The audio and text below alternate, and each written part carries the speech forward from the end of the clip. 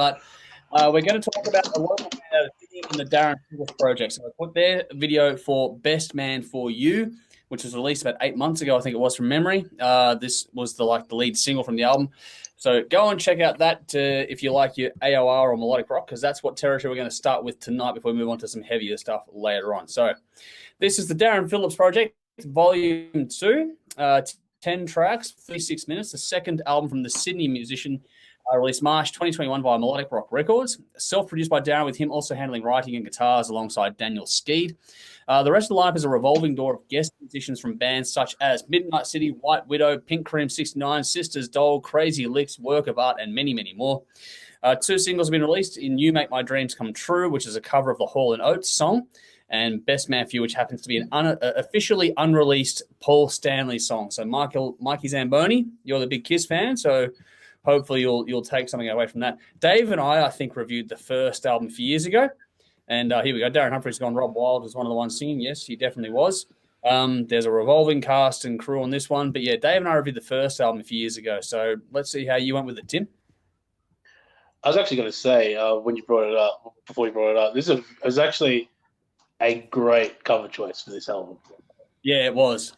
That fit perfectly. Even though it's on the poppier side, I think for the style of, because I mean, melodic rock is sort of become like a buzzword these days. I think it's applied to a lot of things. Yeah.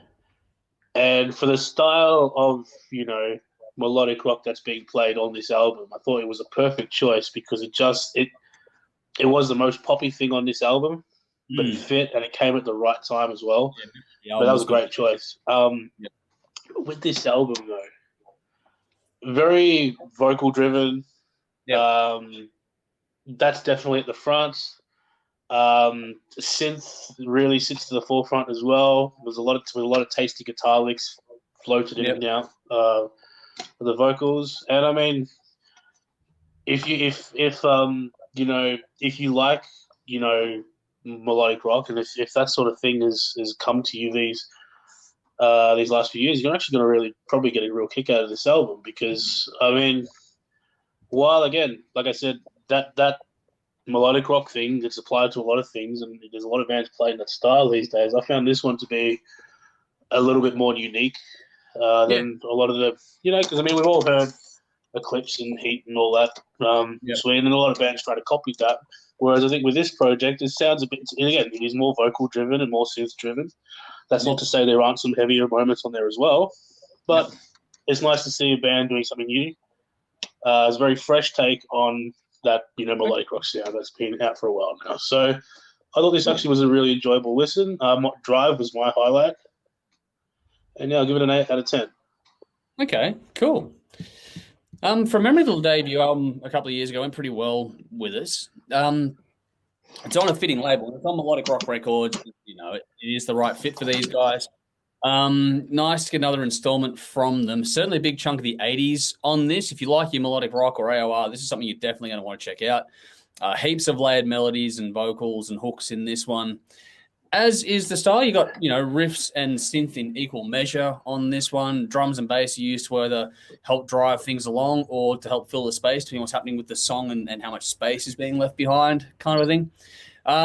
And for how many guests there are on this thing, it's amazingly cohesive. Like, it shouldn't work this smoothly to have this many people from all over the world.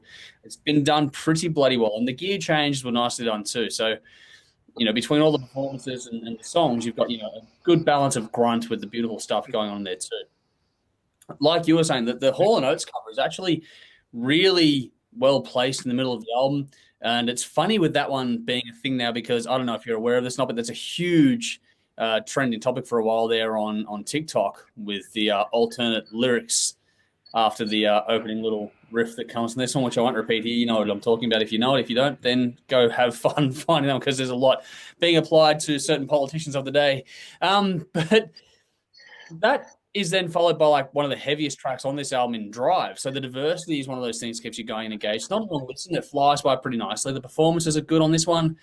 Overall, the execution's pretty well done. Lyrics and storytelling are solid. All those things are there. I just thought for me, where it falls a bit flat for mine is in the production a little bit.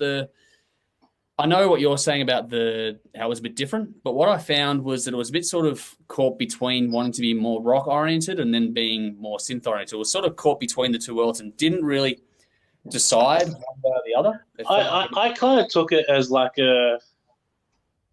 almost like a new wave take on melodic rock. Okay, yeah, it's a good way to look at it. Like what if, you know,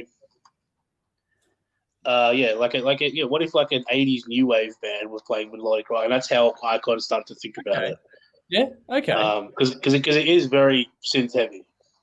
Yeah, like it's synth driven, but at the same time, you get other ones on here on the track "Hold On." The synth that I thought was a really pivotal part of the music was really, really back in the mix, and I thought that would be much more beneficial if it was pushed up to the front on that too. It was there were just some interesting choices, which makes it interesting, but at the same time, I don't know, it wasn't quite what I was looking for, but it's going to come down to taste. And that's not a bad thing either, because, you know, what one person says about it doesn't really mean much.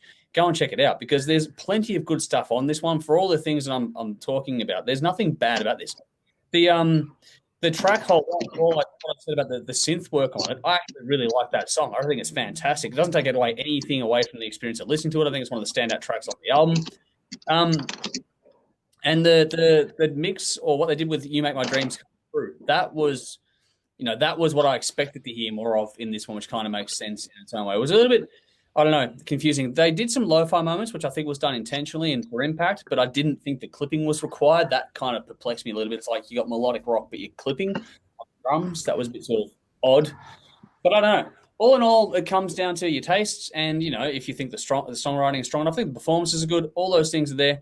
Just thought that between production and everything else, I'm not sure how much of this is going to really stay with me, if that makes sense, toward the end of the year. If I think about this, you know, 6 months from now, am I going to really have anything jump at my head from this one? And not really. It's not to say anything's bad, but it's just not particularly riveting in that respect either. It was all good. You'll put it on, you'll enjoy it, and then you put it away, and you might not dust it off for a while, which is a bit disappointing, because I want to see these guys do really, really well. I want to love it. Just wasn't quite there. It was good, though. The thing for me is that when I finished listening to the album, there's an Irish band that we followed for a while called Maverick. They came on just as a random Spotify selection of what came on next, and that's what sort of really nailed it for me. That, you know, if you're going to go gritty like Maverick or Heat or Eclipse, then that's cool. Go and double down on it. If you're going to go really synth heavy like, you know, White Widow, for example, do, then go and double down on it. I thought they just got caught a little bit in between. But that being said, you took a different take on that from me as well, which means that, you know, it is cool to get different opinions in that regard as well. So, yeah, do check it out. I think it's really, really cool. Just not quite. No, it's definitely worth a listen. Yeah. I just thought if you're into that, yeah. If you're into that style, you'll get something. You may get something out of it. Yeah, exactly. Have you heard the debut album, the first one? No, I have not. No. Yeah. See, I'm coming from that one, so it'd be interesting to see what you thought of the first album as well, because I really rated that one a bit better than this one. But this is still pretty good. Nothing bad about it. Just, you know, give it a look. What do you think? I gave it a 7 out of 10, so still a pretty good score. I picked "Stay," "Hold On," and "Holding a Love." They were my standouts on this one, so it's a bit different. But yeah, worth checking out. So please do. And if you're a fan, then let us know in the comments. What else we got here? Darren Humphrey's also going "Heart Attack." Yeah, that's the first album. That one there. It's a link in the comments. And Benjamin's saying a pseudo echo melodic rock ? Okay, not sure. Check it out and let us know what you think in that regard as well. But we're going to move on to the next one.